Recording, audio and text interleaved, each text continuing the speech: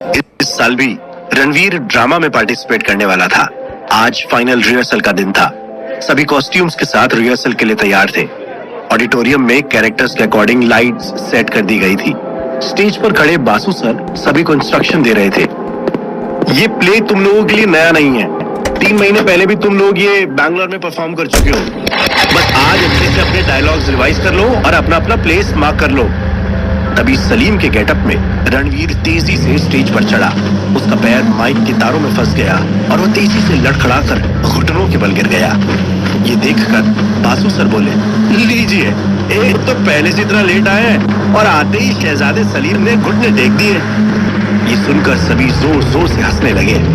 Basu sir डांटते हुए बोले, ये क्या हा लगा रखा है, रिहर्सल शुरू करो।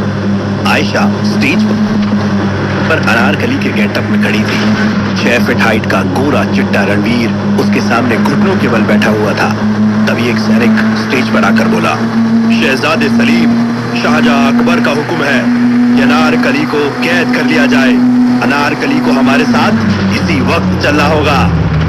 ये सुनते ही रणवीर गुस्से से खड़ा हो गया और दूर से ही तलवार सैनिक की तरफ दिखाते हुए बोला, इस गुस्ताखी की सजा जानते हो? तभी रणवीर की तलवार से एक तेज नीली रोशनी निकली, जिसने धीरे धीरे एक विशाल तलवार का रूप ले लिया और उसकी सुर्ख लाल नोक सैनिक की गर्दन पर जाकर टिक गई। रणवीर की आंखों का रंग भी बदलकर नीला हो गया। रणवीर के चेहरे पर गुस्सा इस कदर था जैसे वो इस रोशनी की तलवार से एक ही प्रहार से सैनिक के 2 टुकड़े कर देगा। पूरा ऑडिटोरियम रोशनी से भर गया था। वो तलवार को कसकर सैनिक की गर्दन पर लगाए हुए था। सैनिक की सांस फट रही थी। वो डर से कांप रहा था। तलवार की नोक से उसकी गर्दन पर खून की एक बूंद भी छलक आई थी। तभी रणवीर के कानों में बासु सर की आवाज पड़ी, रणवीर, रणवीर क्या कर रहे हो? अपनी लाइंस बोलो। ये सुनते ही रणवीर ने अपनी तलवार नीचे कर दी और जोर से अपना सर झटक कर बोला, ओह नो, फिर से इल्यूजन। ये क्या हो जाता है मुझे? ये कौन सी पावर मेरे अंदर अचानक आ जाती है? वहीं स्टेज पर सैनिक की कॉस्ट्यूम में खड़ा स्टूडेंट झटके से पीछे हटकर अब तेज तेज सांस ले रहा था। उसे समझ नहीं आ रहा था कि अचानक उसका दम क्यों घुट रहा है। उसने अपनी गर्दन पर हाथ लगाया तो खून की बूंद उसके हाथ पर लग गई। वो अपने हाथ को हैरानी से देखने लगा। वहीं रणवीर के लिए इस तरह के एक्सपीरियंस नए नहीं थे। वो बचपन से इन्हें महसूस करता आ रहा था, इसीलिए उसे अब इनकी आदत सी पड़ चुकी थी। शुरू में तो वो बहुत डर जाता था, लेकिन अब उसके लिए ये कोई नई बात नहीं थी। रणवीर दिल्ली में अपने चाचा जी शांतनु के साथ रहता था। रणवीर ने बहुत बार अपने चाचा जी को इन घटनाओं के बारे में बताया, पर वो हमेशा हंसकर टाल देते थे। तो तुम्हें क्या लगता है, तुम कोई सुपर हीरो? यार, ये सुपर हीरो वाली फिल्म्स देखना बंद कर दो यार, सब नॉर्मल हो जाएगा।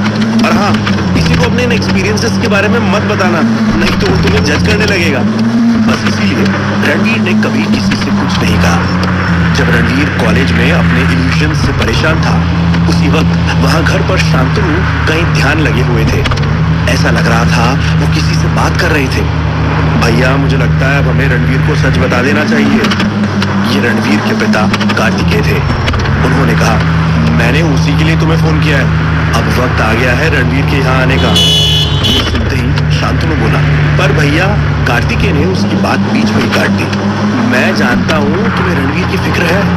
मुझे याद है यहाँ आने से उसकी जान को खतरा है, पर अब मेरे पास और कोई रास्ता नहीं है। अपने परिवार और राजगीर के लिए मुझे रणवीर को यहाँ बुलाना होगा।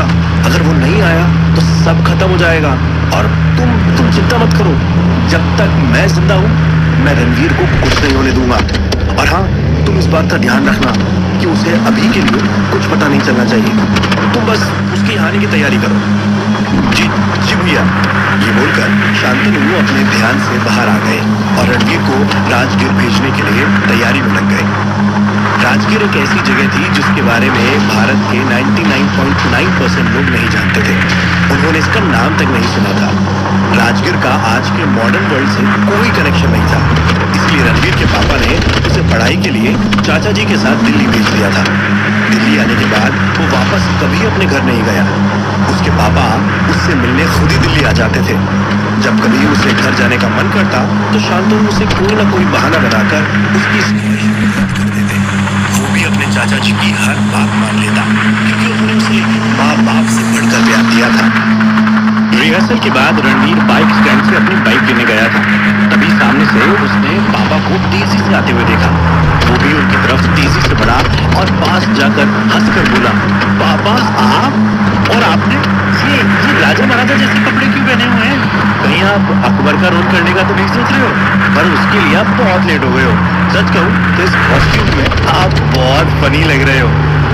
रणवीर के पापा कार्तिकेय ने उसकी बातों पर कोई ध्यान नहीं दिया। वो उसे देखकर गंभीरता से बोले, अपनी सच्चाई से कोई ज्यादा दिन भाग नहीं सकता है। अब वक्त आ गया रणवीर, तुम्हें आज ही घर के लिए निकलना होगा। आज ही? रणवीर चौंक कर बोला, अरे मेरा एनुअल फंक्शन है परसों। ये बोलकर जैसे ही रणवीर ने मुड़कर देखा, वहां कोई नहीं था। रणवीर ने जोर से पैर अपनी बाइक पर मारा और बोला, ये इल्यूशंस मेरा पीछा क्यों नहीं छोड़ते?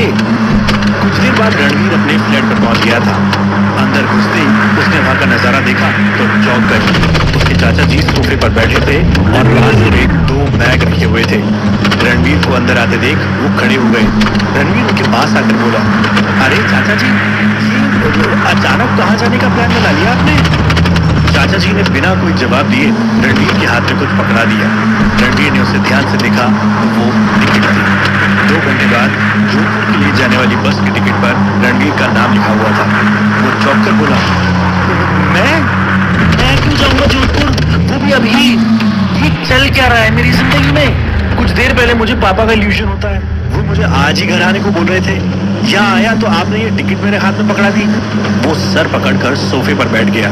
फिर कुछ पल बाद बोला, रोशनी की तलवारें, भयंकर युद्ध, यहाँ वहाँ जहाँ जाओ हर जगह कुछ ना कुछ मुझे दिखता रहता है। ऐसा लगता है जैसे कोई पैरेलल दुनिया मेरे साथ चल रही हो। मेरा दिमाग फटता है इन सबसे।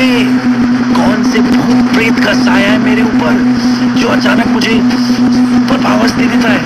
ये कौन सी बीमारी है मुझे जिसका कोई इलाज नहीं है? चाचा जी उसके पास आकर बोले, ये तुम्हारी कोई ताकत भी हो सकती है जो कल को तुम्हारा भविष्य निर्धारित करे। रणवीर खड़ा होकर बोला, ताकत? कैसी ताकत? ताकत उसे बोलते हैं चाचा जी जो किसी काम आए। ये इल्यूशन से मेरी लाइफ बर्बाद करके रख रखी है। अच्छा खासा सब चल रहा होता है, तभी ये इल्यूशंस आकर मुझे डिस्टर्ब कर देते हैं। दिन रात सोते जागते हर वक्त ये मेरे पीछे पड़े रहते हैं। आज रिहर्सल में भी इसकी वजह से अपनी लाइन तक बोलना भूल गया मैं। तभी वो फिर से एक बार हाथ में पकड़े हुए टिकट को देखकर बोला, और आज अचानक मुझे ये जोधपुर क्यों जाना है भला? चाचा जी ने पास आकर कहा, तुम ही तो चाहते थे अपने घर जाना, अपना गांव देखना, अपने लोगों से मिलना। रणवीर बोला, हाँ बिल्कुल चाहता था और अब भी चाहता हूँ, पर जब सारे बच्चे छुट्टियों में अपने घर जाते थे तब मैं यहाँ पड़ा रहता था। इतनी जिद करता था घर जाने की, तब तो आप कभी नहीं लेकर गए। और आज अचानक कॉलेज के बीच सेशन में मुझे जाने को बोल रहे हैं। आपको पता है परसों मेरा प्ले है जिसकी तैयारी मैं कब से कर रहा हूँ। वो सब छोड़कर मैं अब जोधपुर के लिए निकल जाऊँ? आपको कोई और टाइम नहीं मिला मुझे वहां ले जाने का? चाचा जी उसे समझाते हुए बोले, हर चीज का एक वक्त होता है रणवीर, तुम्हारा वक्त आ गया है वहां जाने का। अब तक तुम उसके लिए तैयार नहीं थे, और अगर तुम जानना चाहते हो कि तुम्हारे साथ ये अजीबोगरीब घटनाएं क्यों होती है, तो ये बैग उठाओ और जोधपुर के लिए निकल जाओ। डिसाइड कर लो तुम्हारे लिए क्या जरूरी है, तुम्हारा ये प्ले जो हर साल होता है, या फिर तुम्हारे सवालों के जवाब जिसे तुम सालों से ढूंढ रहे हो। रणवीर परेशान होकर कमरे में इधर उधर टहलने लगा। वो मन ही मन बोला, ये अजब दुविधा आ गई है, मेरे लिए प्ले भी इम्पोर्टेंट है और अपने जवाब जानना भी। लेकिन चाचा जी भी तो सही कह रहे हैं, एनुअल फंक्शन तो हर साल आता है, प्ले तो अगले साल भी कर लूंगा, और अगर मुझे इन इल्यूजन से छुटकारा नहीं मिला तो मेरा दिमाग एक दिन फट जाएगा। मुझे जोधपुर ही जाना चाहिए। उसने एक नजर पास रखे बैग पर डाली और बोला, सिर्फ 2 बैग? इनमें हम दोनों का सामान आ गया क्या? चाचा जी ने जवाब दिया, हम दोनों नहीं, सिर्फ तुम जा रहे हो। रणवीर चौंक कर बोला, अरे ऐसे कैसे, आप क्यों नहीं जा रहे? चाचा जी रणवीर के पास आए और उसके कंधे पर हाथ रखकर उसकी आंखों में आंखें डालकर गंभीर आवाज में बोला, क्योंकि अभी सिर्फ तुम्हारा बुलावा आया है। ये कहने के बाद चाचा जी की आंखों का रंग बदल गया। रणवीर उनकी आंखों को देखकर सहम सा गया। अगली सुबह बस अड्डे पर पहुंचकर रणवीर अपनी बस में चढ़ गया। उसके दिमाग में अभी भी चाचा जी की ही बात घूम रही थी। अभी सिर्फ तुम्हारा ही बुलावा आया है। वो समझ नहीं पा रहा था कि ये किस तरह का बुलावा है और ये सिर्फ मुझे ही क्यों आया है। ये सोचते सोचते वो अपनी सीट ढूंढ रहा था। तभी उसकी नजर एक सुंदर सी लड़की पर जाकर रुक गई।